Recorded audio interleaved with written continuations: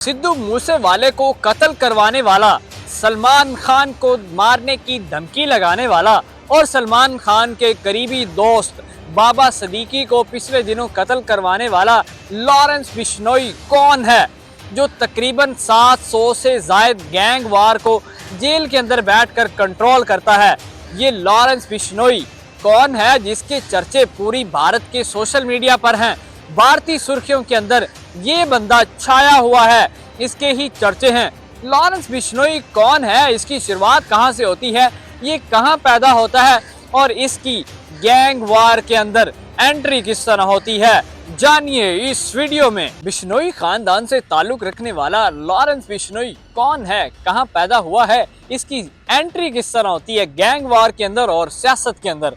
आप ये सोचकर तो हैरान होंगे सियासत में कब आया। मैं आपको बताता हूँ 1993 के अंदर ये इंडिया के एक शहर में पैदा होता है और छोटी उम्र से ही ये इसी फड्डों के अंदर घुस जाता है। 8वीं जमात के अंदर होता है भाई, लड़ाइयाँ झगड़े शुरू हो जाते हैं। ये बंदा एक गैंग बनाता है और उसका सरबराह बनता है और स्टूडेंट यूनियन के अंदर जितनी भी लड़ाइयाँ होती है सबको कंट्रोल करता है। अब आगे इसकी शुरुआत होती है भाई इसकी एंट्री की। अब ये बंदे की आने की वजह दो चीज़ें होती हैं, एक सियासत और दूसरा होता है प्यार। वहाँ पे जनाब कॉलेज के अंदर इस लड़के को एक लड़की के साथ मोहब्बत हो जाती है। मोहब्बत इतनी बढ़ जाती है कि पूरे कॉलेज के अंदर इस लॉरेंस बिश्नोई के चर्चे होते हैं। ये बंदा बचपन से तो खूबसूरत था ही और इसका खानदान और इसका जो बैकग्राउंड है वो भी बहुत मजबूत था, स्ट्रॉन्ग था। उसी गाँव के अंदर ये इनके ख़ानदान की कम अज़ कम 110 एकड़ से ज़ायद इनका अपना ज़ाती रकबा था और जनाब ये बंदे को किसी भी चीज़ की कोई भी कमी नहीं थी। कॉलेज के अंदर इलेक्शन होते हैं, ये बंदा इलेक्शन लड़ने के लिए घुस जाता है और इसका मुकाबला होता है दूसरी पार्टी के साथ। वहाँ पे सियासत और पॉलिटिशियन और मोहब्बत का क्या चक्कर है। अब जो है दूसरी पार्टी के जो लड़के होते हैं वो इसकी महबूबा को जलाकर मार देते हैं। अब ये बंदा पागल हो जाता है। जब बंदे को मोहब्बत हुई है ना असल, तब नहीं देखता, तब ये पागल हो जाता है और ये सियासत के अंदर तो पहले ही घुस गया था। अब आती है बात गैंग वॉर किस तरह स्टार्ट होती है। ये बंदा वहाँ से जो है आवारा होता है और ये फिर एक एक सबको ठोकता है और उनको बताता है कि भाई आपने मेरे साथ क्या किया है और मैं आपके साथ क्या करने जा रहा हूँ। ये बंदा इस तरह फिर आहिस्ता आहिस्ता आगे निकलता है, इसके ऊपर पर्चे होने शुरू हो जाते हैं। ये मुंबई आ जाता है, मुंबई आकर रहने लगता है। वहाँ पर फिर इस तरह के फड्डे शुरू हो जाते हैं और इसकी एंट्री आगे बड़े गैंग वॉर के साथ स्टार्ट हो जाती है। ये बंदे को पुलिस गिरफ्तार कर लेती है, कुछ देर ये जेल के अंदर रहता है, फिर बाहर आ जाता है। अब जेल के अंदर रहने का एक फ़ायदा तो ये होता है कि वहाँ पर आपके ताल्लुकात बड़े शूटर्स और बड़े गैंग वॉर्स के सरबराहों से होती है और वहाँ से आपका नेटवर्क मजबूत होता है। ये बंदा 2014 में गिरफ्तार होता है और अभी भी गिरफ्तार है जेल के अंदर, राजस्थान जेल के अंदर ये गिरफ्तार आज भी है।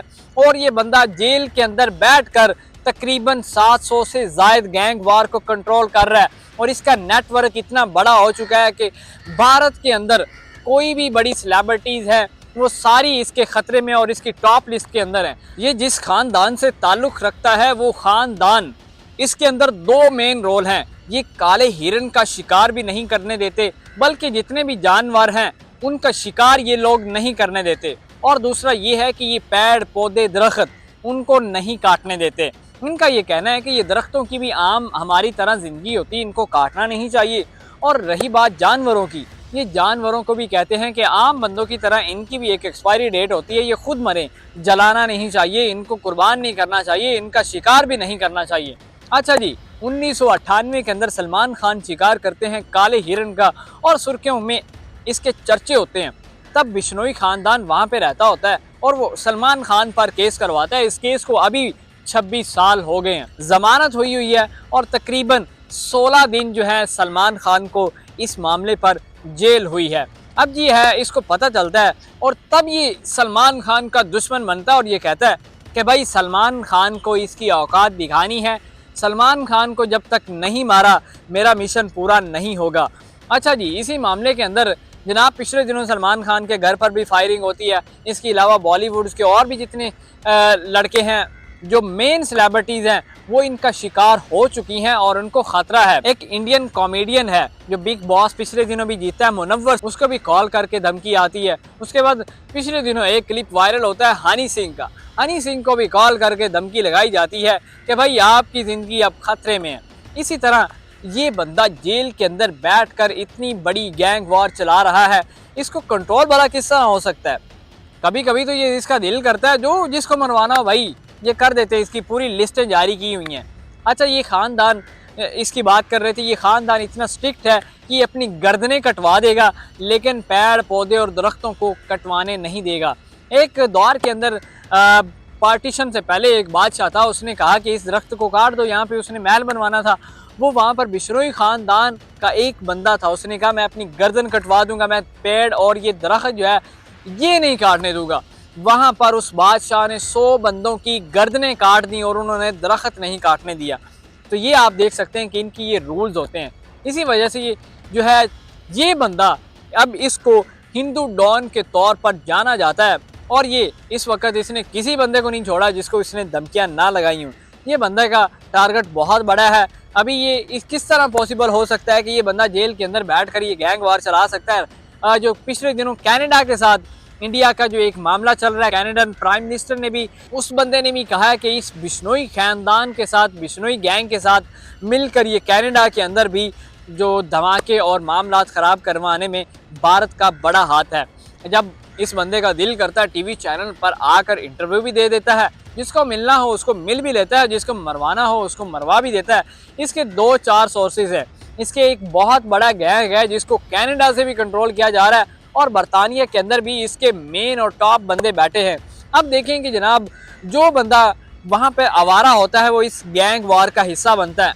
आपको अंदाज़ा नहीं होगा कि जो बाबा सदीकी सलमान खान के करीबी दोस्त थे, उसको मारने वाले शूटर्स को कम से कम 50-50 हज़ार रुपये दिए गए। आप अंदाज़ा लगा सकते हैं कि भारत के अंदर एक बड़ा कत्ल करवाने के लिए भी सिर्फ कुछ हज़ार के अंदर आप बंदा मरवा सकते हैं। तो हम बात तो करते हैं कि पाकिस्तान के अंदर दहशतगर्दी है, फलाना है, लेकिन कोई भी मुल्क यहाँ पर महफूज नहीं है। ये गैंग दिन ब दिन बहुत बड़ा होता जा रहा है। आपके इस बारे में क्या ख्याल है और भारतीय सुर्खियों के अंदर इसके मजीद चर्चे किस तरह आने वाले हैं, इस लॉरेंस बिश्नोई का अगला टारगेट कौन है, तब हम वीडियो बनाएंगे। इसी के साथ मुझे इजाज़त दीजिएगा। अल्लाह निगहबान।